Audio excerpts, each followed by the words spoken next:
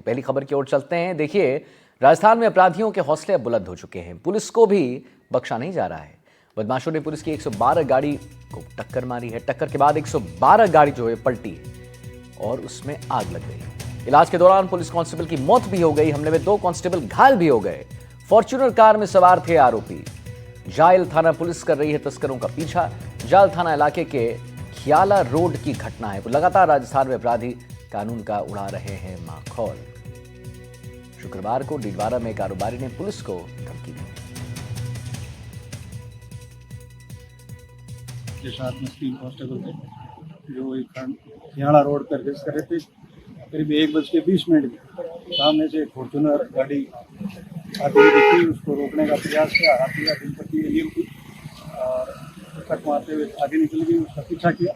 तो यहाँ इस जो घटना है, इस घटना की तरफ जब उनको ओवरटेक करके लगाने लगा तो उसको टक्कर मार दी। फिर ये बैलेंस होकर गाड़ी पलट गई।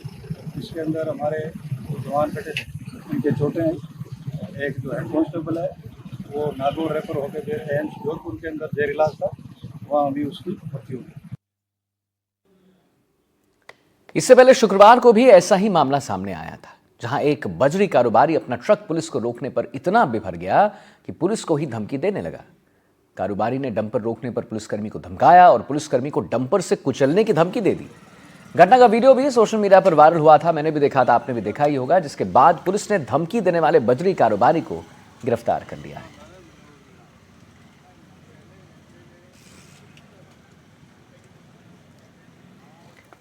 हमारे साथ 2 संवाददाता जुड़े इसी खबर पर और जानकारी देंगे। लोकेश जुड़ रहे हैं हमारे साथ और जहीर उस्मानी जो है वो हमारे साथ जुड़ रहे हैं। तो लोकेश, पहले आपके पास चलते हैं। नागौर से हैं आप लोकेश, रिपोर्टिंग करते हैं। एक बात बताइए, 2 कांस्टेबल घायल हुए हैं, फॉर्च्यूनर कार में सवार थे आरोपी। जायल थाना पुलिस तस्करों का पीछा कर रही है। क्या कुछ अभी उस पर जानकारी है आपके पास? क्यों ऐसा हो रहा है कि इतने हौसले बुलंद हो गए हैं कि पुलिस को भी नहीं बख्शा जा रहा है? जो डर था पुलिस का वो भी अब कहीं नहीं है। जी आदित्य, मैं बताना चाहूंगा, जो कि ये पूरा मामला है तो देर रात का बताया जा रहा है। करीब 1:20 का मामला, जैसा कि जानकारी एसपी नागौर ने दी है, नारायण ठोगस ने। अब अगर बात की जाए तो इस ढंग के जो ये घटनाएं घटित हो रही हैं, जिसमें कि आज जो पुलिस की अगर विभाग की बात की जाए, जिसके ऊपर पूरी जिम्मेदारी है कि इस ढंग के जो अपराध है उनके ऊपर रोक लगाई जाए, अगर वहीं पर उनके ऊपर इस ढंग से हमले किए जाते हैं लगातार, उनको चूंकि जो नागौर है ये तस्करी के क्षेत्र से काफी जुड़ा हुआ है और जो सरहदें लगती है, बीकानेर की क्षेत्र की बात की जाए और नागौर से जो लगने वाली सरहद है, इस पर लगातार जो है ये इस ढंग के जो अगर गैर कानूनी और आपराधिक गतिविधियां हैं, इनका लगातार लंबे समय से जुड़ा रहा है। ऐसी ही घटनाएं कुछ ना कुछ, अभी जो ये हाल ही में कल देर रात की घटना सामने आई है, जिसमें कि जो 2 कांस्टेबल हैं वो घायल हुए और एक जो प्रहलाद राम है उनकी मृत्यु हो चुकी है उनके इलाज के दौरान।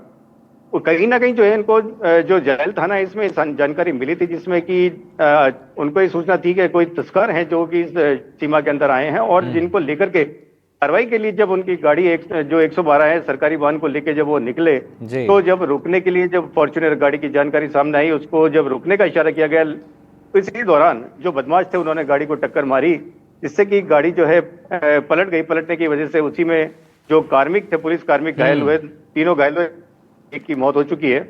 और कहीं ना कहीं जो पूरा मामला है, जो सूत्रों की अगर हवाले से जो बात सामने आ रही है उसको अगर माना जाए तो ये कहीं ना कहीं तस्करों से जुड़ा हुआ मामला आता है, जो कि किसी ना किसी यहाँ की जो तस्करी, चूंकि अगर नशीली पदार्थों की बात की जाए, एनडीपीएस के काफी मामले भी नागौर में इस क्षेत्र में देखने को मिल रहे हैं। तो इसी चीज को लेकर के अगर बात की जाए तो इसके पीछे कहीं ना कहीं जो ये तस्करी मादक पदार्थों से जुड़े हुए जो हैं या बजरी खनन माफियाओं की अगर बात, मतलब आप कह रहे हैं लोकेश कि ये सिर्फ बदमाशी नहीं है, ये नशे की बात नहीं है, ये तस्करी की बात है। मतलब ये सिर्फ नशे की बात नहीं है कि हाँ। तो यही मैं कहना चाह रहा हूं कि जो ये पूरा मामला है जो नशे की अवैध कारोबारी क्षेत्र में बड़े लंबे स्तर पर चलता है, इसको लेकर के ये सारी कार्रवाई है। आपके पास हमारे साथ जहीर उस्मानी भी जुड़े हुए हैं। जहीर, एक बात बताइए कि नागौर से हमारे संवाददाता कह रहे हैं कि ये सिर्फ इतना ये मामला नहीं है कि सिर्फ उनके हौसले बुलंद हो गए हैं और बदमाशी कर रहे हैं, ऐसा नहीं, ये तस्करी का मामला है और कहीं ना कहीं इसलिए भी वो जानबूझकर ऐसा कर देते हैं क्योंकि अगर नहीं करें तो पकड़ा जाएंगे। वहां पर क्या स्थिति बनी हुई है जहीर, हमारे दर्शकों को बताइए। क्यों इतना कहां से कॉन्फिडेंस आ रहा है कि पुलिस से ही लड़ ले रहे हैं?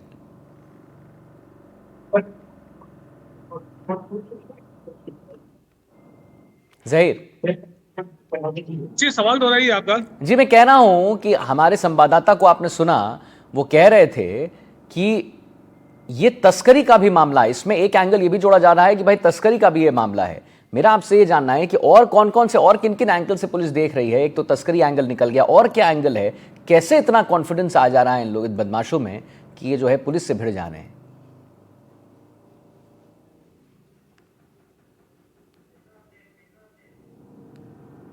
जहीर, तो पुलिस की गाड़ियों को टक्कर मारी जा रही है, पुलिस को धमकी दी जा रही है। देखिए, दो तस्वीर हम अपने दर्शकों को दिखा रहे हैं, नागौर से और डीडवाना से, जहां पर आप देखेंगे कि पुलिस के गाड़ी को टक्कर मार देती है एक फॉर्च्यूनर कार। एक पुलिसकर्मी जो है वो बिल्कुल उनकी मृत्यु हो जाती है, दो और घायल हो जाते हैं। एक बात बताइए मुझे, नागौर की ओर जरा चलते हैं। श्रीवास्तव साहब, एक बात बताइए कि पुलिस की गाड़ी को टक्कर मारा जाता है, एक पुलिसकर्मी जो है उनकी मृत्यु हो जाती है, तो पुलिस महकमे का इस पर क्या कहना है? वो कैसे एक्शन ले रही है, इस पर क्या करेगी? कि डर बनाया जाए ना, ऐसा आप नहीं कर सकते हैं, तो क्या वो उस डर के लिए क्या एक्शन लेगी?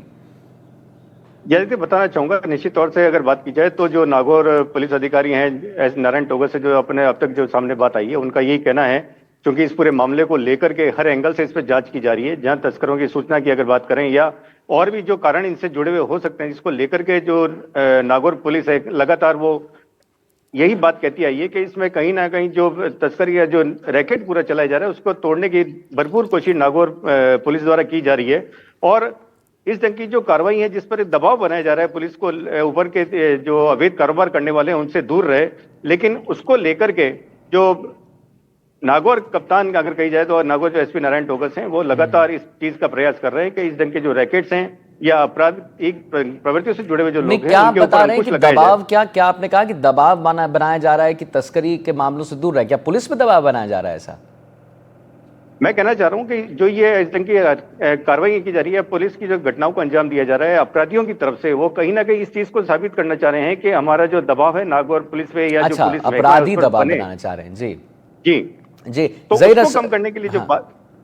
ज़हीर भी, मैं आता हूं आपके पास, ज़हीर भी हमारे साथ जुड़े हुए हैं। ज़हीर, एक बात बताइए, आप सुन रहे हैं हमारे संवाददाता जो हैं वो कह रहे हैं कि पुलिस जो है वो इस पर कानूनी कार्रवाई तो कर रही है, लेकिन ये बदमाश जो हैं, उपद्रव लोग जो हैं, वो एक दबाव बनाने का पूरा एक स्ट्रैटेजी है, बना रहे हैं कि इतना दबाव बना दो कि पुलिस भी पीछे ही हट जाए। वहां पर ऐसी स्थिति है क्या? उनके मन में भी यही थॉट प्रोसेस चल रहा है क्या?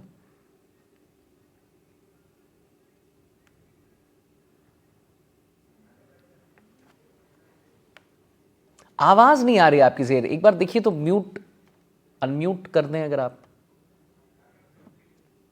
अनम्यूट कर दें ज़हीर। आरोपी जो है वो बजरी माफिया एक बड़ा गिरोह है और ये लंबे समय से राजस्थान में सक्रिय है। और अगर नागौर डीडवाना जिले की बात की जाए तो नागौर जिले में रिया बड़ी जो क्षेत्र है वहां बजरी का खनन होता है, जबकि डीडवाना जिला जो है वो अवैध परिवहन के लिए जाना जाता है। जो रूट होते हैं कई जिलों में जाने के लिए वो डीडवाना जिले से होकर के गुजरता है, तो अवैध परिवहन इस मार्ग से होकर के जाते हैं। लेकिन जो आरोप है बजरी माफियाओं का और जो गठजोड़ है वो सीधे तौर पर सामने आया है।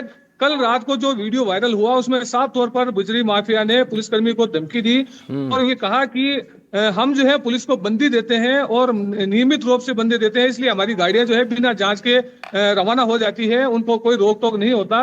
जब पुलिसकर्मी ने रोकने की कोशिश की तो आरोपी बजरी जो कारोबारी है उसने उसको कुचलने तक की धमकी दी। तो कहीं ना कहीं ये आरोपी कौन है ज़हीर? इसके तार कहां से जुड़े हुए हैं? क्योंकि ये बड़े ही मैं क्या बोलूं, एकदम स्ट्रेट अवे ये कह रहा है कि हम तो पैसा देते हैं तो पुलिस हमारी गाड़ी को क्यों रखे। कहां तक इसके तार जुड़े हुए हैं, उसके बारे में कुछ जानकारी?